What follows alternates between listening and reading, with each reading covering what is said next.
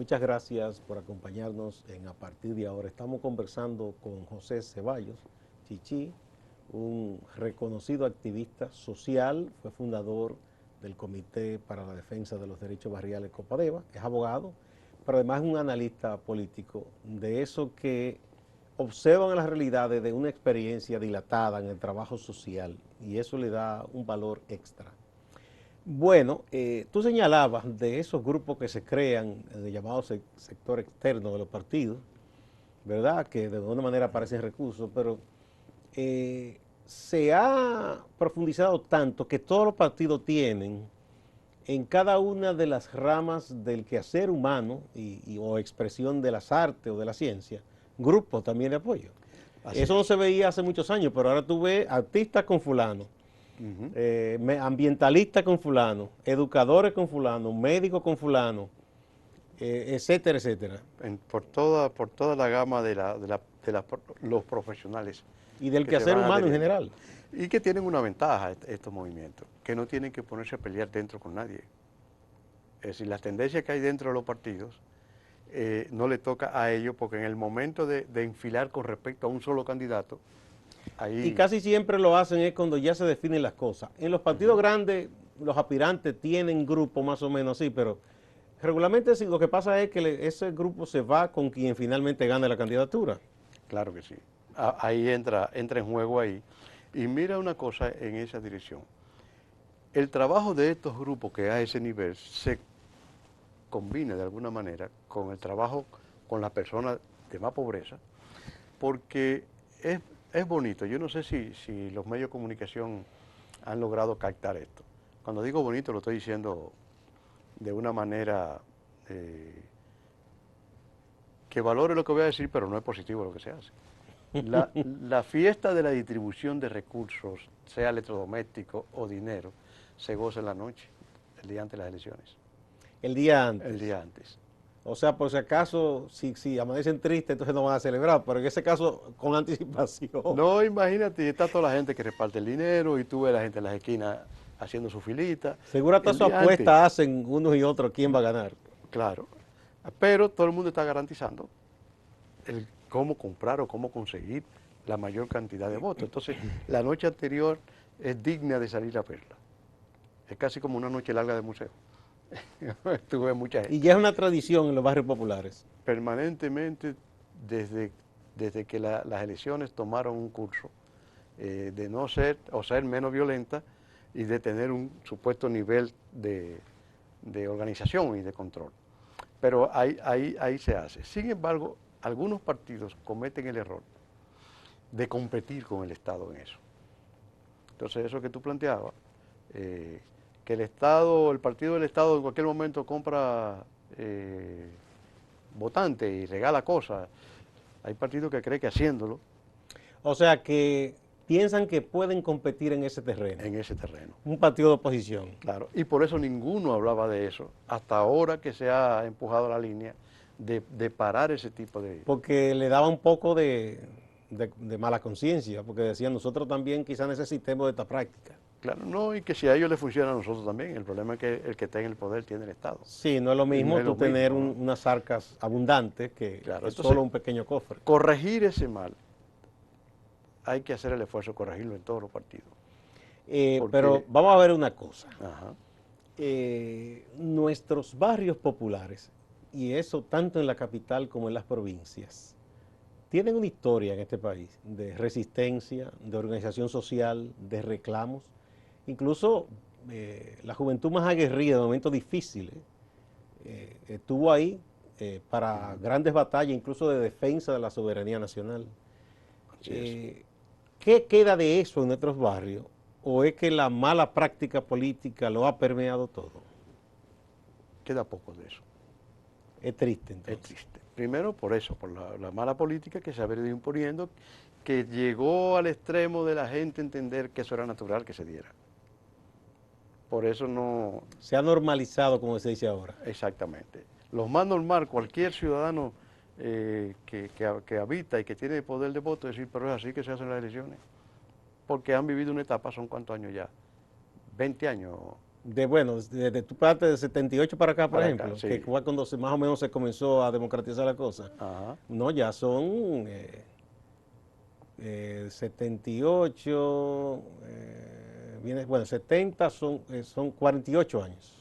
Así es, porque se ha desarrollado un proyecto, que no es aquí nada más, es un proyecto que se ha puesto en práctica en casi toda América Latina, No, 38 años. 38 años, de provocar un individualismo tan profundo que impide, que afecta, que lacera la posibilidad de hacer un trabajo colectivo. Aún participando como grupo alrededor de un partido, cada quien se está buscando lo de él. O sea, no hay una integridad total. Y estos movimientos nuestros que lo hacían por un sentimiento patrio real, o se han hecho viejos ya, o han ido siendo desplazados, y la generación que va llegando sobre la base clientelar. Entonces, 42 años son, cuar- ya hice el cálculo. calculando, Real. o sea, es un buen tiempo para lograr una transformación de mentalidad como la que estamos viviendo. Pero tampoco ha caminado paralelo a eso algo que sea tan bueno que la gente diga, no, yo tengo poder de hacer una opción por este lado. Porque los partidos pequeños, los partidos, no solamente los emergentes, sino también los de la oposición grande, han decidido hacer lo mismo que te hacen los partidos de poder. Entonces la gente no ve otra cosa que pueda ser Bueno, paralela. esa fecha que mencionamos, que fue un punto de inflexión, se supone, cuando los 2 años de Balaguer concluyen, hay una apertura, ya no hay presos políticos, ya no hay exiliados, ya no se persigue a la gente por ideas. Sin embargo, o sea, directamente así, ¿no? La idea de que tal idea está prohibida, está partido. No, la lucha reivindicativa empieza a sustituir esa idea grande de transformación Ya no era por la social. lucha a esas libertades básicas, era No, por, bueno, la las sobrevivencia, carencias sociales, la económicas. sobrevivencia. Eso fue lo que vino, ¿no? Entonces, quizá tiene mucho que ver eso que ha ocurrido. La gente sufrió una frustración, porque esperaba que los que sustituyeron al balaguerismo, herencia del trujillismo, en el ejercicio del poder fueran diferentes. Pero Y no recuerda, ocurrió prácticamente. recuerda que en el 78 ese fervor surgió porque la gente quería salir de Balaguer. Sí. Pero no era que quería que se fuera, era que quería que el PRD, que tenía una historia, Gobernara distinto. gobernara distinto, y no pasó. Sí. Entonces el Luego con el PLD, PLD también. claro, y fíjate cómo que la gente lo encuadra, lo desarrolla. Si el PRD, con Bosch a la cabeza, en 7 meses mostró que la democracia era posible, terminara como terminara, la gente entendía entonces que los únicos que podían volver a hacer eso, era el PRD como partido, Bosch y Peña Gómez. Pero se da la división, el PRD llega al poder, no hace lo que tenía que hacer y la gente empieza a dudar. ¿Por quién se va? Por el pensamiento de Bosch. Pero cuando echa la mirada a lo que han sido los gobiernos PLDistas, dice, pero también nos dejaron sin nada. Sí. Entonces ahí viene la frustración Cosa y la también indiferencia. curiosa que ni Peña Gómez ni Bosch pudieron ser presidentes. Bosch después de esos 7 meses no pudo y Peña tampoco pudo. ¿No? Sus partidos sí llegaron. No volvieron, claro. Su partido con un giro. Sí, mucho que Claro, desear. así Y es. por eso quizá la gente ha visto como normal que estos partidos hoy se unen, mañana se dividen, pero han venido todos en una mezcolanza, un mejunje que es casi lo mismo todo. Así es. Y entonces la gente también aprecia que los procesos electorales no se diseñan para ver cómo se puede mejorar las condiciones de vida de la gente, sino que se diseñan como herramienta política de toma de poder donde los políticos o se ponen de acuerdo o se hacen indiferentes para la hora de llegar al poder, porque quieren resolver los problemas de los Eso partidos. explica, porque todo tiene una causa histórica, esa desidia de la gente o que diga déjame por lo menos en esta zafra cosechar algo, que me den 2 o 3 pesos, que si vienen y nos asfaltan el callejón o la calle, es lo único que vamos a conseguir, lo único seguro, porque no sabemos después si esas promesas se van a cumplir o no. Exactamente. O sea, porque que se pudiera alguien de pronto decir, bueno, la gente es culpable porque mira cómo actúa, pero eso tiene una causa, una raíz.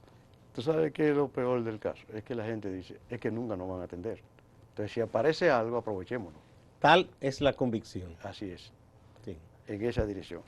Ahora, no se puede decir que se perdieron todas las esperanzas. ¿Qué queda?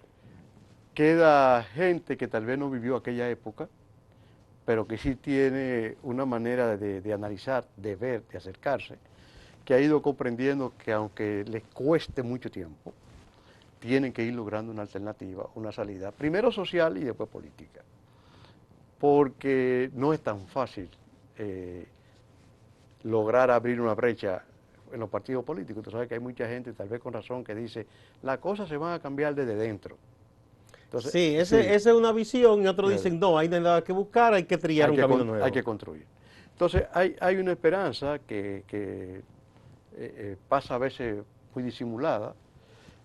Los tropezones hacen levantar los pies. ¿Qué es lo que vamos a esperar? Que nos maten. Entonces, empieza a surgir algo, no con mucha claridad, pero sí va sembrando. Mira, O sea, yo en este proceso he visto con mucha esperanza y con mucha simpatía que desde los sectores populares hay muchachos y muchachas muy buenos que ya tienen una trayectoria de apostar a lo mejor en su comunidad, de muchachos sanos, buenos, incluso muchachos del polígono, que incluso algunos son candidatos y candidatas, que de manera desprendida están tratando de que nuestro país sea mejor. Y así eso, es. pese a todo, enciende una luz de esperanza. Pero claro que sí, hay que apoyarlo eso. Y mucha gente cree que ya está muy viejo, que no puede. No, pero sí puede.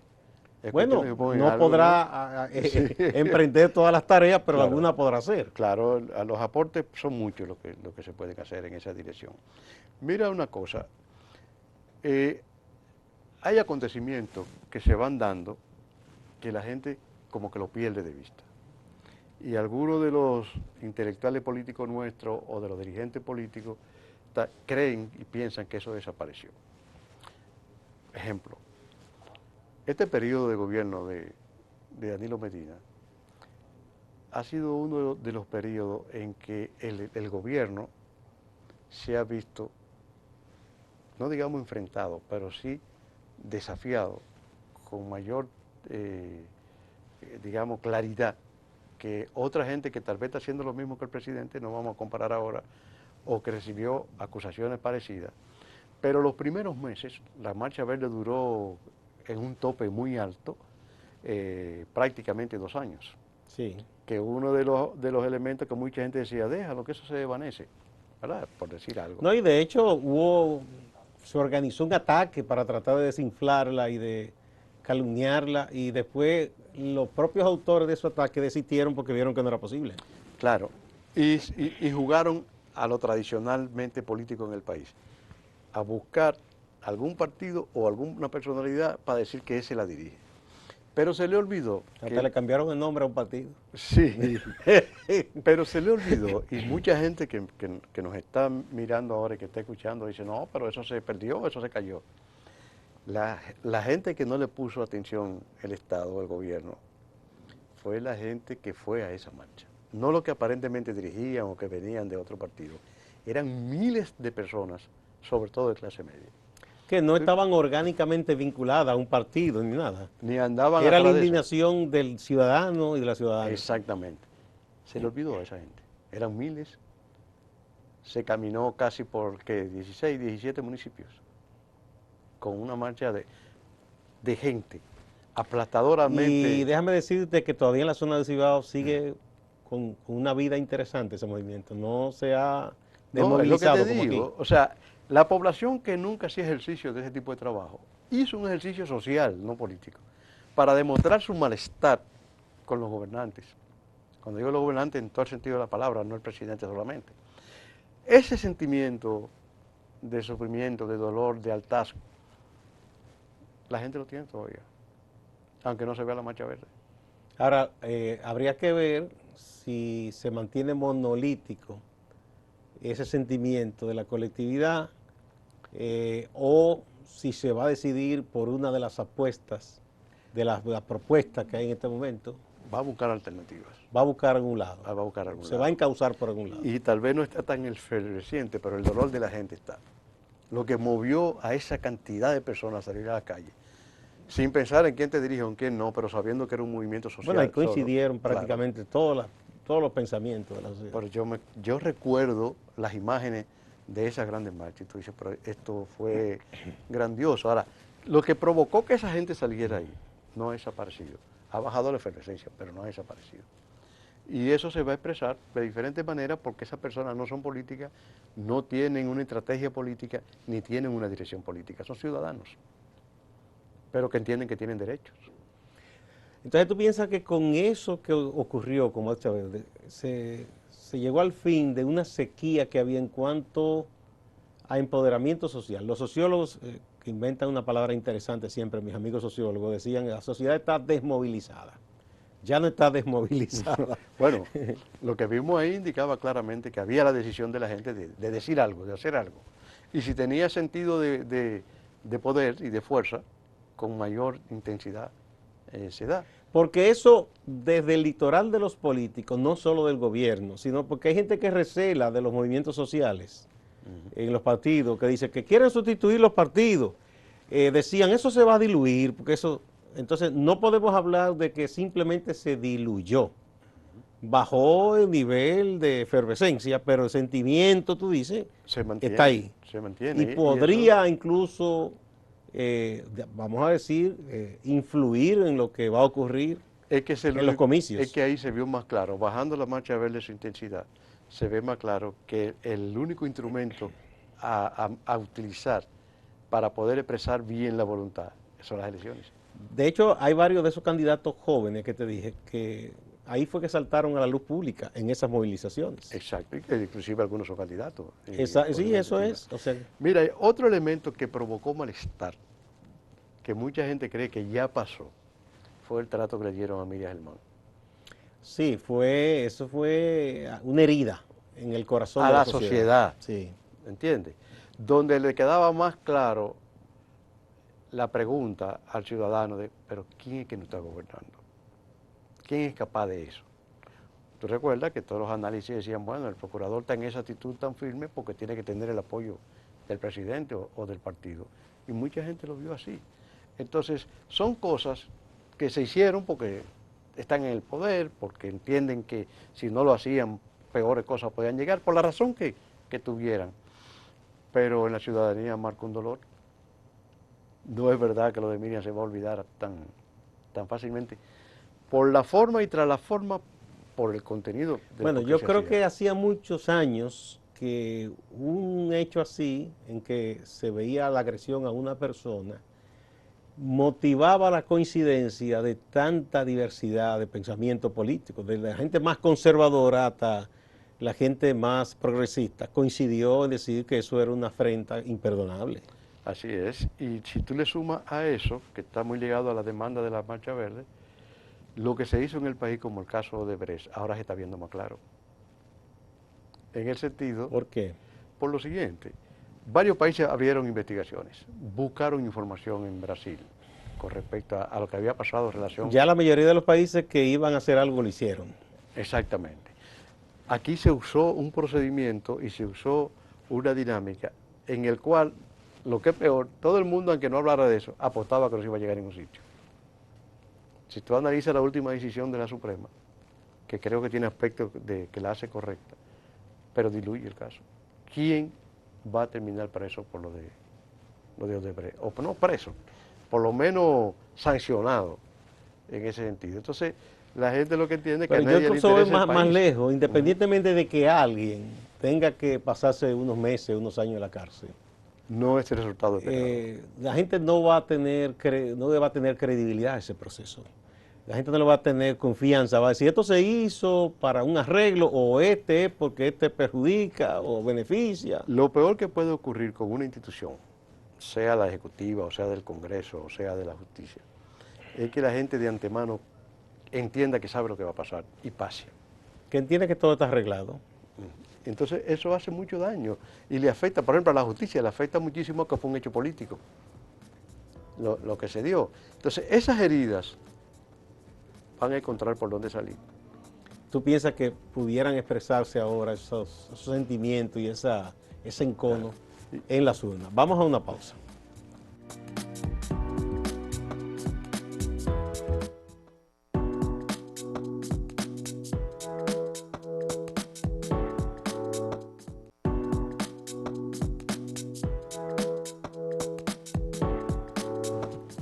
Muchas gracias por continuar a partir de ahora. José Ceballos, el amigo Chichi, un reconocido activista social, un trabajador comunitario de muchos años, abogado y analista político con una visión envidiable, porque él ha trabajado en el seno de la comunidad de la población, tanto en sus años juveniles, ¿verdad? Todavía le quedan unos cuantos de juveniles, sí.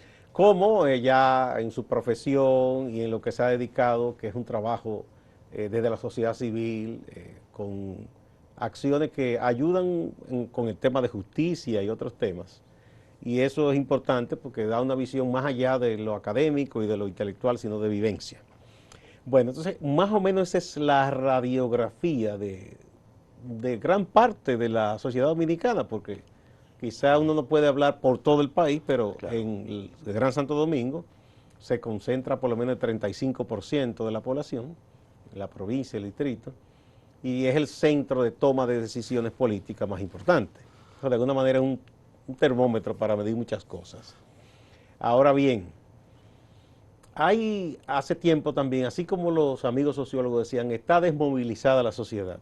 Hay otros profesionales que analizan cosas, entre ellos los politólogos y los economistas, que dicen, estamos llegando a un punto de inflexión. Hay cosas que no se sostienen. Una economía que crezca tanto y con este nivel de desigualdad, eso no se soporta. Otros dicen, es endeudamiento. El caso de los hombres y mujeres del campo, ya no solo están organizados los pequeños agricultores que reclaman cosas muy puntuales, desde que le abran un pequeño canal de cuarto nivel o que un camino vecinal se lo reparen, ya incluso los productores agropecuarios ricos están organizados y están exigiendo mucho, porque dicen que el CAFTA los está llevando a la ruina, que cuando tienen buenas cosechas aparecen unas importaciones que los arruinan, y están combinando a los políticos a que se haga algo. Esa coincidencia de sectores, segmentos sociales diversos que reclaman cosas y que hacen advertencias, ¿dónde podía llegar esto? ¿Dónde podía confluir todo esto? Mira, eso podría confluir en una especie de alianza no electoral, sino Alianza social. no electoral, Pero sí social. social, en el cual un abanico grande de intereses provoca que todos estos sectores diversos se acerquen. Nunca se van a confluir en un solo elemento con identidad propia, porque han llegado a la conclusión de que, como dicen en mi barrio, el que no grita. Sí, eso es una expresión Claro. de hecho campesina. Exactamente. El que no grita no mama, No sí, mama. en los Entonces, cerditos, los gatos y todo. Fíjate que antes, por pequeña que fuera la empresa, el empresario no concebía que él tenía que salir a protestarle a nadie. ¿Qué es lo que ha pasado en América Latina en este momento? O sea, es la población, en la diversidad de instituciones que existen, la que sale a la calle a reclamar. Ya a los sectores más que piensan más como gobernantes del pasado o como propietarios de grandes riquezas, no le asusta tanto una movilización ahora como antes. Porque se ha concluido, como decía este gran artista que murió hace un tiempo, el de los ejes de la carreta. A Yupanqui, Yupanqui. Atahualpa Yupanqui. O sea, ya no todos los sectores de poder económico necesariamente están en el Estado, porque cuando sube un gobierno sube con sus grupos de poder Y económico, fabrican, claro, nuevos ricos, nuevos ricos. que compiten con fiereza con los tradicionales. El otro sector entendió que tenía que moverse porque se lo comen vivo. Y ahí viene el planteamiento de esta estrofa de Yupanqui, que dice, el que está en el poder es una esponja perfecta, solo larga lo chupado cuando el de abajo lo aprieta. Es una buena figura. Claro, claro que sí. Entonces, todos estos sectores que son diferentes, el financiero, el que produce manufacturas comerciales, han entendido que tienen un papel o un espacio que tienen que defender para poder mantenerse. Porque la competencia a veces Si no lo es tan sacan de leal. competencia. Exactamente. Bueno, una de las tesis de don Juan, que se discutió muchos años, era que decía que aquí no había una clase gobernante. Y Exactamente. quizá eso explica, si le da validez a esa tesis de que esa gente tiene su espacio social y económico, pero no gobierna. Y a veces lo que gobiernan, si hacen ciertas bellaquerías, ellos se asustan un poco. Así es, ¿no? Y que además entendieron que por la capacidad económica que tuvieran, podían hacer alguna presión a un gobierno y la hacen. Mantenían Sí, ciertas cosas bajo control. exactamente.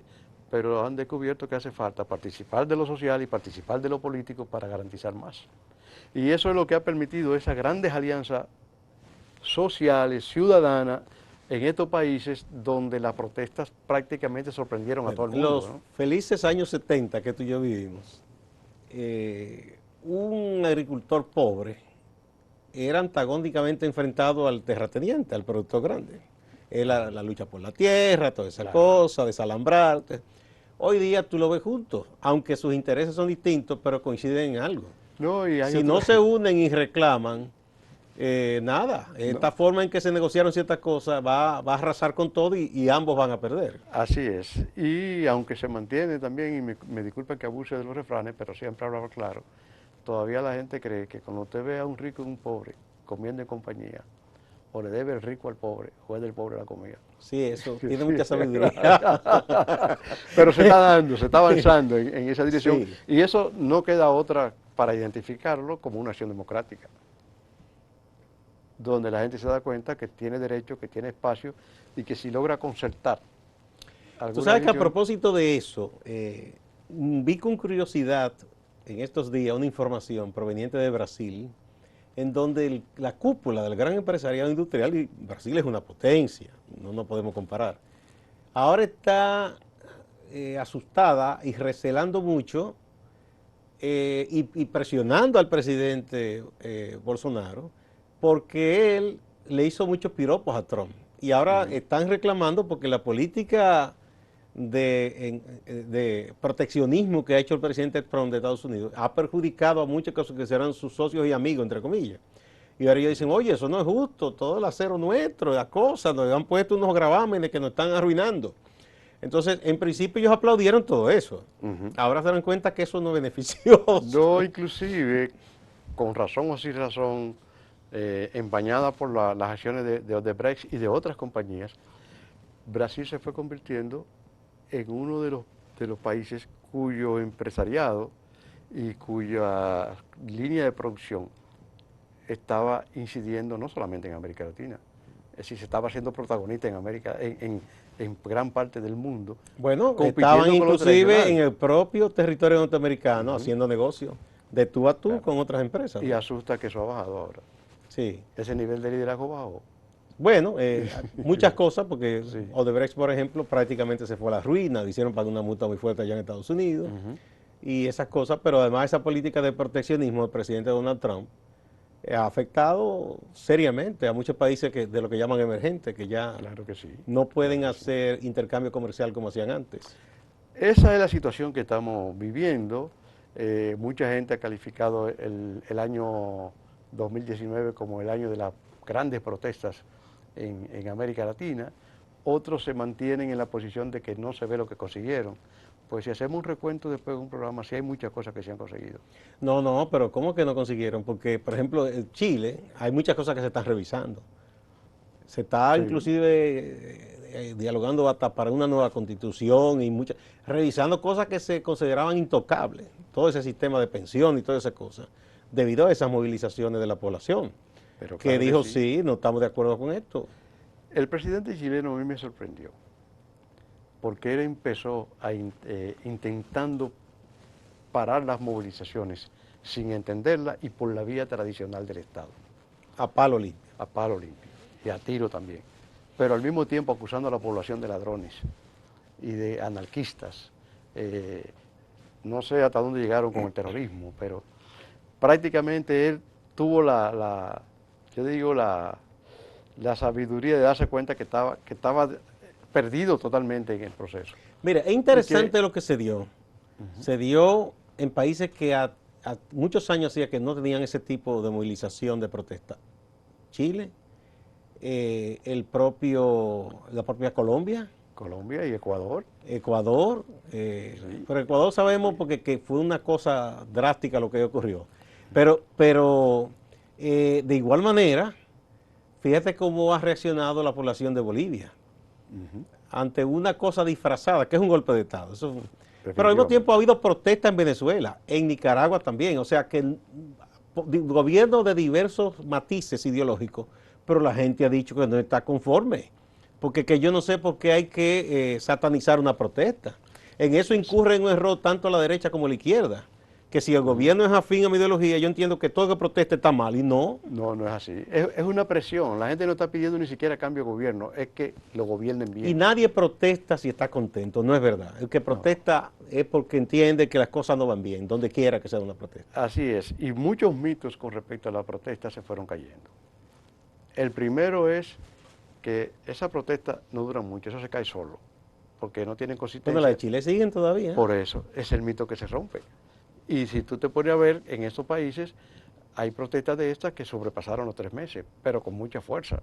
Entonces eso de que eso se desvanece porque eso, tal cosa, eso se cae.